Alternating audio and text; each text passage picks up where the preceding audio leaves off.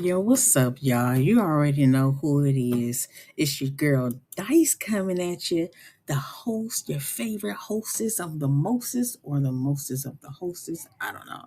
It's your girl Dyse coming back. I just want to welcome everybody back to, and I mean everyone, to She's Such a Lesbian podcast. I'm Dyse, of course, and I am beyond excited because we are diving into something that hits every single one of us each year. Yep, that's right. New Year's resolutions.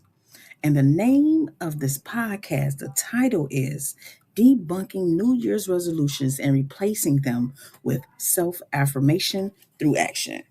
Yep, I'm doing it. I did it. I'm going. You know the drill. December 31st, champagne in hand, feeling like anything is possible. And by February, we've barely made a dent in our New Year's resolutions. Or we've completely forgotten even what we promised ourselves. Well, today we are doing a little bit of myth busting. We're breaking down why resolutions fail, how shame sneaks into our goal settings, and the exciting part, how you can flip the whole thing in on its head with self affirmation through action. So, buckle up, y'all. Grab your favorite tea, your favorite coffee, or hot cocoa, and let's get right into it. This first segment is the origins of New Year's resolutions. So let's start with some history because I think understanding where this even came from is kind of wild, right? The idea of New Year's resolutions actually goes back thousands of years. Like we're talking Babylonian times. People making promises with their gods to return borrowed items and pay debts. So it wasn't even really about fitness or being more productive. It was about survival and social responsibility. Fast forward a few thousand years, and here we are in modern Western culture, which has transformed into, well, a little bit of identity crisis every January 1st, right? Quote unquote, new year, new me. This is my year to lose 15 pounds and learn French and meditate for 2 hours a day. And honestly, that's a lot, y'all. Here's the thing, it's not you. I just have to say, it's not you, it's the system. This culture of over promising and under supporting ourselves is a set up to failure. Let me say that again. It's the system. This culture of over promising and under supporting ourselves is a setup to fail. Before we get too far, I want to reflect for a second. Think back to last year. Did you make a resolution? Did you keep it? Or maybe did you feel guilty by February? That guilt is a big, huge clue into why traditional resolution often collapse. That brings me to my next segment. Why resolutions collapse by Friday, I was about to say by Friday, by February. So why is February the failure month for resolutions, right? Well, science actually has some answers here. Overwhelm and overreach. Most resolutions are vague or extreme. Like, for example, I'm going to stop eating sugar, or I'm going to run 30 miles a week. If it feels like climbing Everest, your brain kind of rebels and it goes into a survival mode, right? Shame based motivation. A lot of our goals come from a place of, I'm not enough.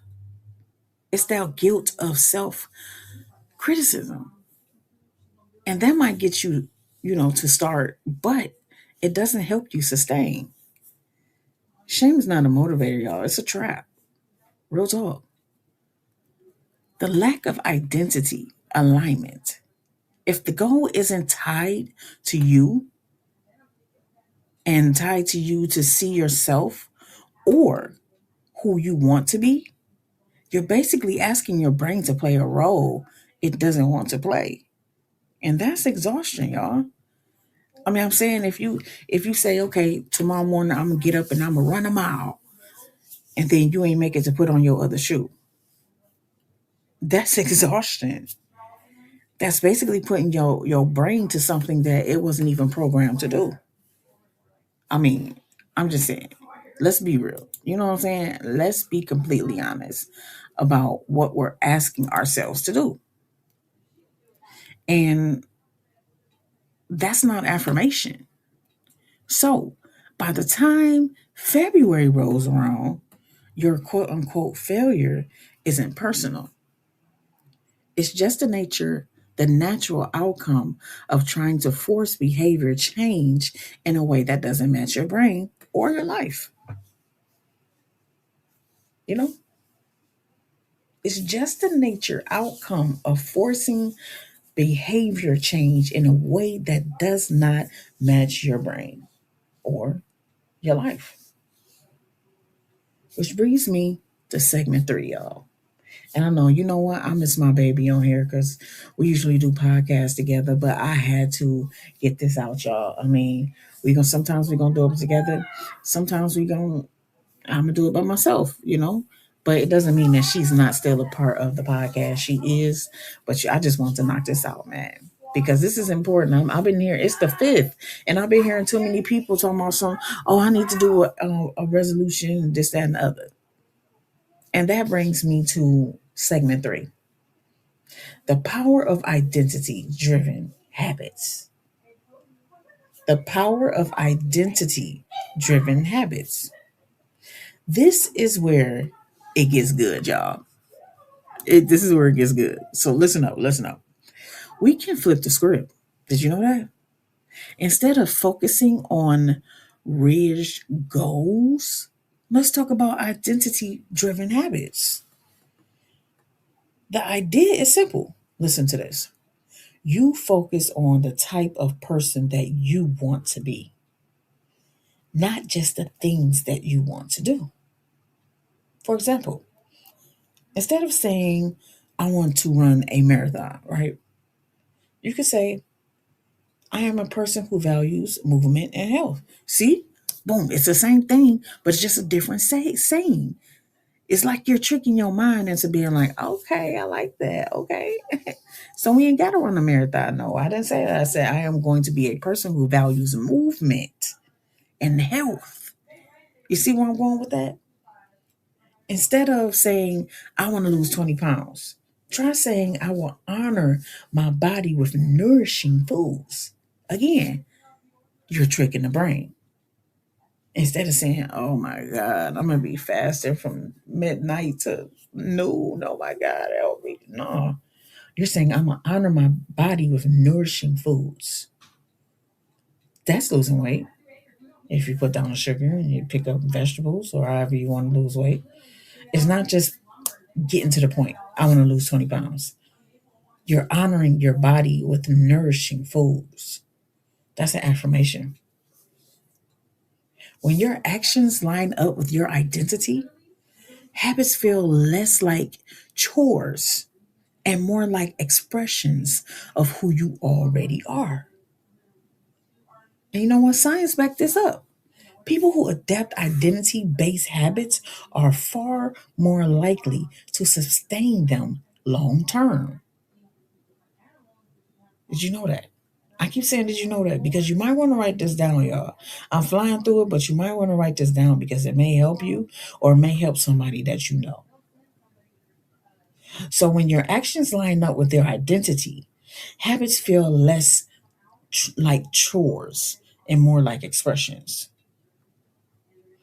Which brings me to segment four: replacing resolutions with self affirmation through action.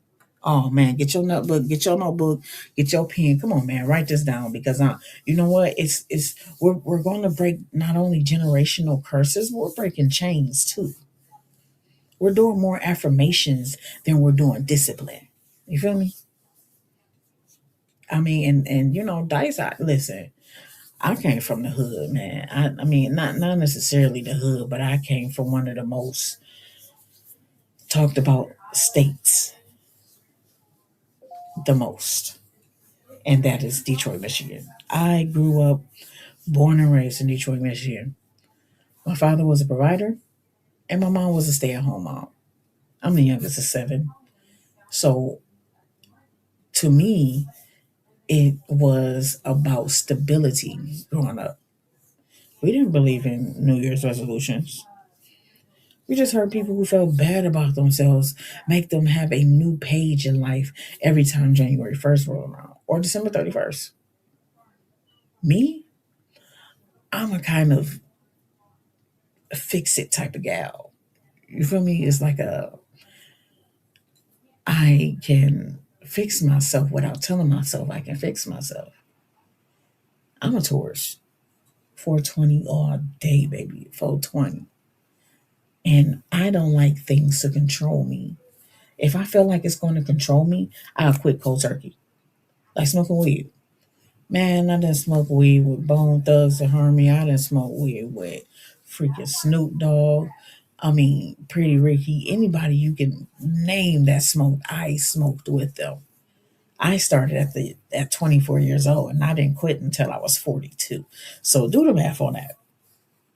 But when my wife got diagnosed with congestive heart failure, I had to make a decision. I wanted to crawl out of a hole of debt and drowning of bills and suffocation of rent. In order to do that, one thing was holding me back, and that was marijuana. And I had about a quarter left, you know, and I tossed it. Cold turkey. After all them years of smoking weed, I tossed it. That's self-affirmation through action. I might not have planned it for weeks and weeks, but I did think about it a couple of days. The last joint I rolled, I did not know that was going to be the last joint I smoked. You feel me? My mind matured and I chose my family instead of a habit. And you can do that too. If you don't want anything to control you, control it. If it gets in the way of who you are, move it to the side. Cold turkey ain't cold turkey. You know what I'm saying? A habit can be broken. It can be through self affirmation with action. My brain, if I would have said, okay, on January 1st, I'm going to stop smoking weed. January 1st, I'm going to stop smoking weed. Man, on December 1st, guess what I'll be doing? Man, I'll be trying to roll every blunt. I'll be trying to pick every little particle of marijuana and put it somewhere in some type of paper, leaf, anything I can find. And I'm going to do a big go home. You feel me? That's just what would have been done.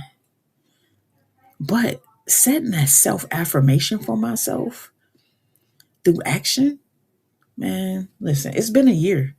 Can I get a hand clap for that? It's been a year, y'all, since I even picked up weed or smoked weed. I've learned how to control my stress or my anxiety in other ways, like this, my podcast or music. So let's talk about the magic of self affirmation through action. Here's how it works. Choose your identity. That's number one. If you want to write that down, choose your identity.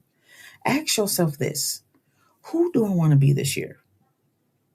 Not what I want to do, but who. Write it down. Be specific. You can never say the word. Specific. Be for real. Specific. Okay, I'm trying. But align your actions to that identity. Once you know the identity, pick small, repeatable actions that express it. For example, I am someone who cares for my mental health. Meditate for 5 minutes, write it in a journal, or check in with a friend weekly. Sometimes verbal communication is good for the mind too, as well as laughing and looking at something that's beneficial and positive. instead of shutting the blackout curtains and putting on and watching horror all day. You know what I'm saying? So do something different with an action. Celebrate the small wins. Every time you act in alignment with your identity, notice it, acknowledge it. This builds momentum and rewires your brain to feel good about consistent action instead of shame about lack of perfection. I'm going to pause there. Write that down. Notice it and acknowledge it because it builds momentum and rewires your brain to feel good about consistent action instead of shame. Reflect and adjust. This isn't rigid. Life changes and your actions can change too. But the key is, y'all, the key is staying rooted in the identity, not the exact goal. Stay rooted in the identity and not the exact goal. I want to emphasize this. This method doesn't make you feel better. It actually works. It builds not only self esteem, but it encourages consistency and creates real, sustainable change. No more punishing yourself for quote unquote failing a resolution, which brings me to segment 5, real life examples and listener exercises. Real life example and listener exercises. Okay, let's get practical, y'all. Here's what you can do right now to start this approach. Write your identity statement, just one sentence. For example, I am creative, compassionate person who takes care of my health. That's a good example because you can say what you are and you can do it. You can say, like, if you write it down, you can say who you are and how you're going to be who you are through an action. Pick one or two identity aligned actions. Keep it tiny. Tiny wins equals big brain chemistry rewards. Track only actions, not outcomes. This means don't measure weight loss or tasks completed. Measure actions taken. Affirm daily. Each morning or night, repeat your identity statement and reflect on how you acted in that alignment. And remember, every one action counts. You don't have to set yourself to, okay, I'm going to do 50 a month. I'm going to take each day at a time with an action backed up by an identity statement. I want to give you some examples, y'all, from my own life. Last year, my identity was I am a person who prioritizes connection. My actions, I scheduled a weekly call with a friend and sent small messages to people I love. No guilt, no huge resolution, just aligned, consistent action. And honestly, it felt grounding, y'all. It really did. So that leads me to my segment 6, which is my closing thoughts. So here's the takeaway. New Year's resolutions, as we know them, are mostly traps, is basically what we've gotten from this podcast, right? They rely on guilt. New Year's resolutions rely on shame and extremes. But identity based habits, those are sustainable. They actually feel good. They grow from the inside out. Try that for one day. One day. And if you feel guilt, if you feel shame, or even if you feel that New Year's resolution or affirmation is extreme, downsize it because tiny counts and big matters. So this year, Instead of chasing a perfect list of resolutions, try being the person you want to be and letting your actions follow. Trust me, y'all. Your February self will thank you, thank you, thank you, thank you. And you can thank Dice too, but we're about to keep it there. But before we sign off, here's a little challenge for you, y'all. Write down your identity statement, then pick just one small action that aligns with it. That's it. One. You got this. So thank you for tuning in to She's Such a Lesbian podcast. If you love this episode, don't forget to subscribe, leave a review, share it with someone who's also tired of the new year, new me grind. I'm Dyse, y'all, and I'll see you this week for more real, unapologetic conversations, including a special interview with my wife titled I Survived My Childhood, a story of fire and resilience. The day my mother burnt me and I lived. We're going to do that this Wednesday, January 7th at 8 p.m. sharp. Until next time, y'all, I see you on the flip side. Peace.